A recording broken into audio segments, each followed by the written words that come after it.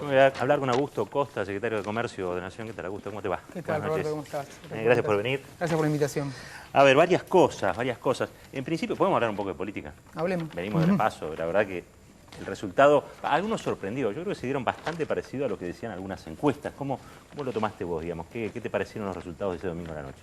Sí, la verdad que con mucho entusiasmo porque ratifica lo que es 12 años de un liderazgo absoluto por parte del Frente para la Victoria en materia de expresión de lo que son los lineamientos de una sociedad que quiere ir por un camino, que es el camino de la inclusión, que es el camino del crecimiento y que es el camino de la expansión de los derechos. Entonces, creo que el resultado de la elección muestra eso, y contra los que decían que se venía un fin de ciclo y que el cambio era lo que la gente estaba esperando, bueno, acá hay claramente una visión de que este proceso, que ya tiene 12 años, tiene que profundizarse, tiene que continuar. Obviamente, tengo que decir que no hay que modificar algunas cuestiones, que a medida que se avanza en todo lo que es, tanto económica como socialmente, como en términos políticos, las circunstancias cambian, entonces uno tiene que ir permanentemente revisando cuáles son los mejores instrumentos, cuáles son las mejores medidas para seguir en este camino, pero nunca olvidarse de que el objetivo último de este proyecto político es generar un proceso de crecimiento con inclusión social, que es,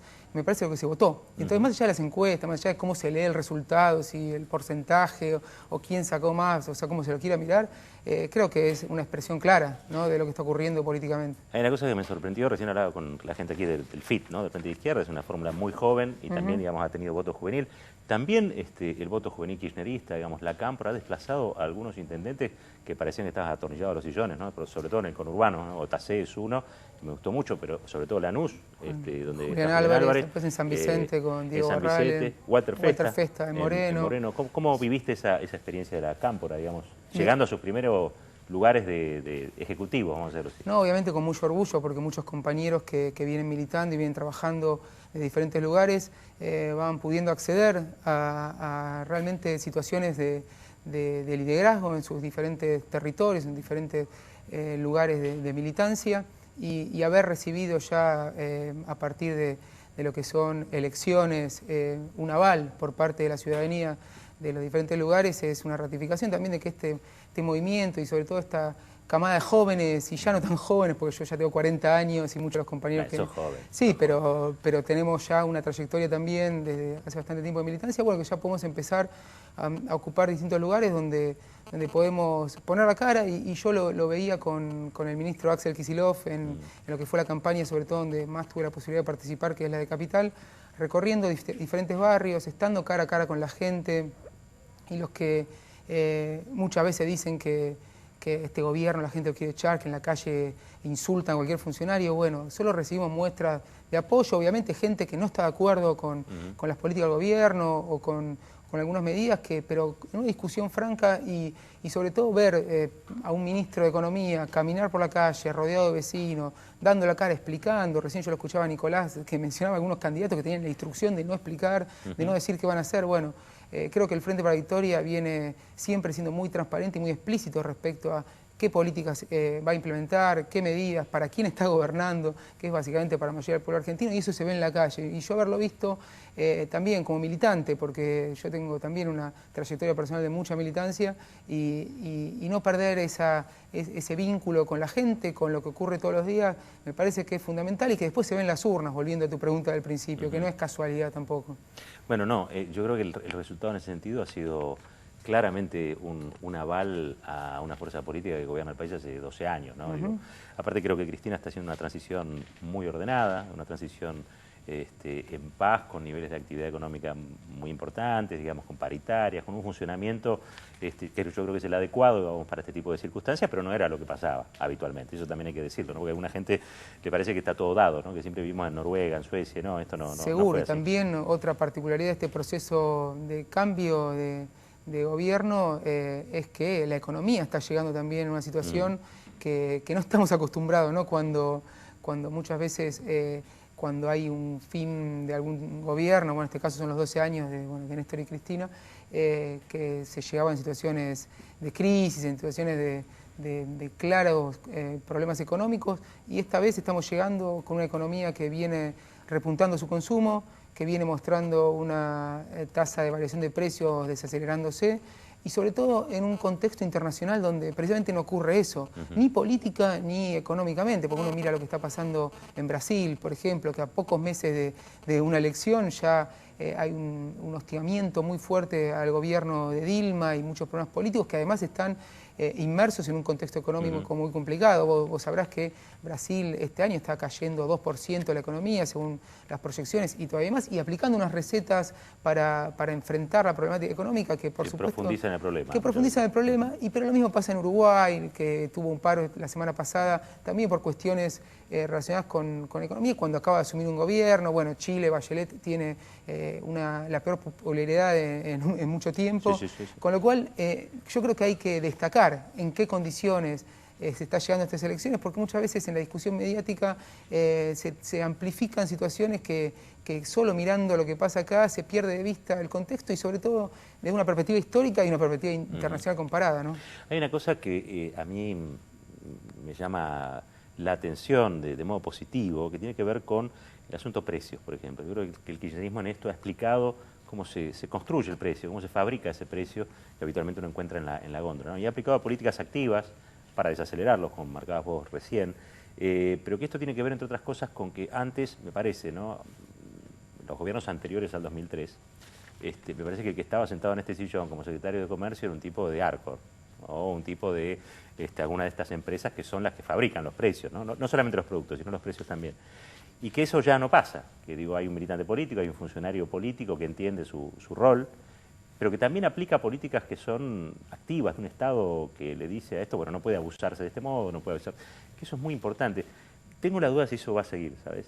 Tengo la profunda duda de si eso va a continuar, que yo creo que es uno de los grandes logros de este tiempo.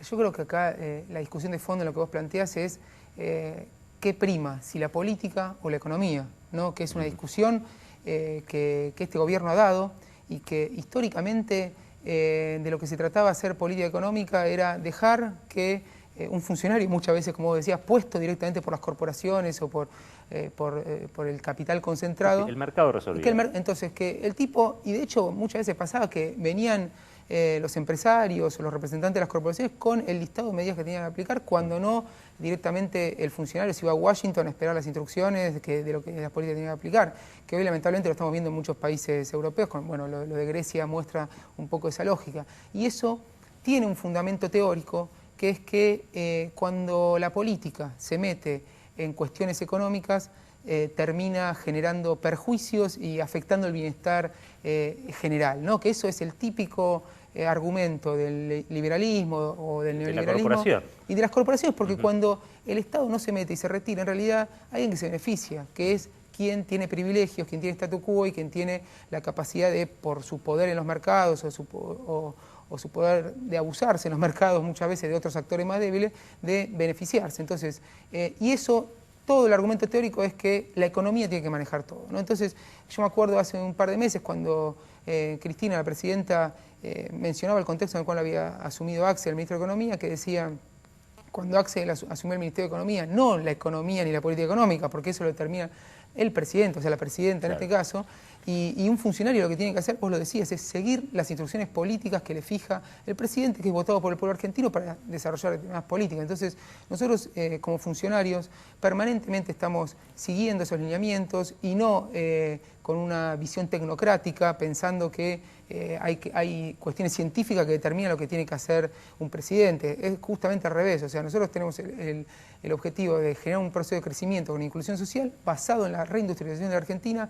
y todas nuestras políticas apuntan en esa dirección. Y no hay forma de lograr ese objetivo que no sea con un Estado activo y con un Estado interviniendo en los mercados, regulando, equilibrando situaciones de poder relativo muy desiguales, porque toda la teoría económica ortodoxa lo que te dice es que los mercados funcionan competitivamente, que uno va tomando decisiones, los empresarios invierten, y en realidad cuando uno sale a la calle ve grandes corporaciones, mercados concentrados, que eso claramente se aleja mucho de lo que es el manual neoclásico tradicional. Claramente el oligopolio no compite. Digamos, por definición es un grupo de gente que se pone de acuerdo y que funciona, digamos, cartelizadamente también. Exactamente, y eso quiere decir que se aprovecha de su situación para quedarse con más de lo que le corresponde. Pero eso no pasa en la Argentina, pasa en todo el mundo. Lo que pasa en la Argentina, y esto es quizás la marca distintiva, es que hay un Estado preocupado por generar dinamismo en el mercado interno, por generar políticas de ingresos que generen inclusión, pero al mismo tiempo fomenten la industria de producción local, y eso en condiciones de concentración requiere además de una Secretaría de Comercio que evite que todo ese esfuerzo que hace el Estado para generar este tipo de procesos virtuosos se lo apropien estos pocos actores que tienen la capacidad de hacerlo. La última parte de la pregunta que yo hacía tenía que ver también sobre si esto va a continuar, ¿no? Porque este es el desafío. Me parece que aprendimos mucho, me parece que se hicieron cosas que nunca se habían hecho, que eso ha dado resultados, pero bueno, la inquietud que tengo yo, imagino que mucha de la gente que nos está mirando, es ¿esto va a continuar? ¿La forma de atender la economía? Por supuesto, depende de quién sea el candidato que gane las elecciones de octubre. Nosotros recién tuvimos unas primarias donde ya quedaron identificados quiénes van a ser los diferentes candidatos que van a postularse para las elecciones de octubre, y yo estoy seguro que si el que gana es el candidato del Frente para la Victoria, que también estoy muy seguro que va a ganar, que esta lógica de política se va a continuar porque es parte esencial de nuestro proyecto político. Entonces, en ese sentido, tengo la tranquilidad de que si el pueblo ratifica en las urnas lo que yo entiendo que va a ratificar, que este proceso va a continuar. A ver, tengo otra duda ahí, y tiene que ver obviamente con la UIA, la Unión Industrial Argentina, que digamos que con matices, vamos a decirlo así, con matices ha acompañado por lo menos las cuestiones centrales de la política económica en su fase industrialista, ¿no? Pero hay una movida muy importante, aparentemente ahora van a poner un hombre de Arcor, que hace un tiempo se había retirado de la UIA, y es un hombre también del Foro de la Convergencia Empresarial o de la Asociación Empresarial Argentina, que es la economía más concentrada del país. ¿Vos crees que también los sectores empresarios se van acomodando, digamos, a esta realidad electoral, a la realidad política que viene? ¿Crees que de algún modo están, no sé, tratando de perfeccionar su lobby para lo que viene? Lo que pasa con el empresariado es lo siguiente. No se puede hablar de un empresariado homogéneo porque cada uno de los sectores tiene obviamente intereses distintos en función del sector al cual pertenece, qué tipo de interés económico concreto tiene. No es lo mismo una empresa destinada a la comercialización de commodities o que basa su negocio en la exportación que una que directamente se dedica a abastecer el mercado interno, o una que está en el sector metalmecánico, que otra que está en sectores más vinculados con el campo, la explotación agropecuaria. Es decir, cada uno tiene sus intereses y de lo que se trata por parte de las instituciones empresarias y del Estado es de armonizar esos intereses para generar un proceso que permita cumplir con los objetivos generales, me parece, de la sociedad argentina, que es poder tener un proceso de crecimiento sustentable que permita obtener rentabilidad en los diferentes sectores de negocios y al mismo tiempo mejorar permanentemente la condición de vida de los argentinos y de la sociedad real. Entonces, yo lo que estoy viendo es la contradicción que se ve muchas veces entre el empresariado cuando representa intereses distintos. Yo creo que gran parte del empresariado argentino, sobre todo los sectores industriales y los que se beneficiaron de estos 12 años de políticas que generaron un crecimiento importante del mercado interno y por lo tanto de las ventas de las empresas que tienen al mercado interno, tienen muy claro cuáles son sus intereses, tienen muy claro qué tipo de políticas tienen que desarrollar y por eso se tienen que desarrollar y por eso no se escucha a viva voz como en otras épocas que acá hay que devaluar, que acá hay que hacer un ajuste feroz Lo disimulan. Lo disimulan. Pero algunos sectores tienen muy claro que eso perjudica sus propios intereses y yo creo que el empresariado en general, y ni hablar los representantes no del gran capital, sino de las pequeñas y medianas empresas, que tienen muy claro que la continuidad de este proceso de crecimiento, de florecimiento de empresas, de empleo y de producción y de rentabilidad, digámoslo, depende de que este esquema de política continúe. Entonces, en ese sentido también tengo la tranquilidad de que va a primar la racionalidad por parte del empresario, más allá de que, como vos decías, Roberto, hay sectores que con una visión muy ideológica, cerrada, ¿no? Muy ideológica, cerrada, y además muy de defensa de sus intereses particulares. Obviamente hace el lobby que históricamente también se hizo, pero que este gobierno, en vez de agachar la cabeza y ceder ante las presiones de este tipo de sectores, lo que hace es justamente encontrar equilibrios, porque eso se trata de hacer la política económica, de encontrar equilibrios entre intereses que son contrapuestos, como lo que te mencionaba antes.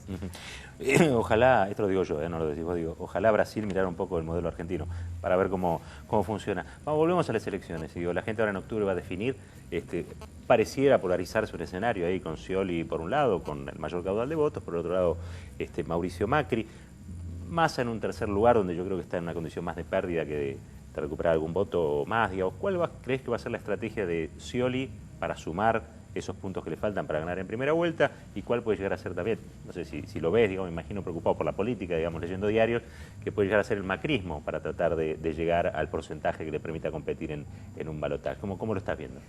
En realidad, lo que estoy viendo del macrismo particularmente es algo muy confuso, porque venía sosteniendo un discurso hasta un momento determinado donde empezó a reconocer un montón de políticas y de lineamientos de política del gobierno que venía denigrando y que venía no solo de un punto de vista discursivo, sino en el Congreso y en las discusiones que se dan todos los días al momento de llevar adelante las políticas, oponiéndose, ¿no? Desde YPF, lo que fue la recuperación de los fondos previsionales, Aerolíneas Argentinas, bueno, la UH, todas políticas que... En cualquier momento se tatúa Néstor Kirchner acá. Es que eso la gente lo ve.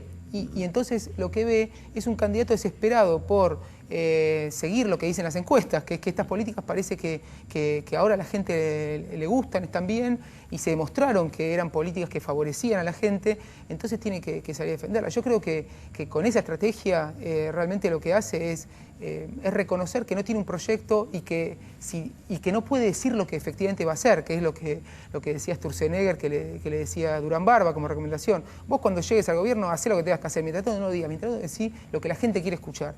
Y si algo que está haciendo el Frente para la Victoria y Scioli y todos nuestros candidatos no es estrictamente decir lo que la gente quiere escuchar, sino lo que se va a hacer, lo que se viene haciendo, y eso o sea, la demostración de que se va a continuar con una línea es que cuando este gobierno dice algo, lo hace. Es una fuerza argumentadora. El kirchnerismo es una fuerza argumentadora. Que no tiene nada para esconder, que, o sea, todos sus objetivos están claros, todas sus políticas están claras, y muchas veces se lo acusa, por ejemplo, de que ciertos resultados, ciertos instrumentos que en un momento fueron convenientes, como por ejemplo, ¿te acordás cuando se no, el superávit gemelo se perdió? Esto ya no es un gobierno kirchnerista, esto es cualquier cosa, ¿no?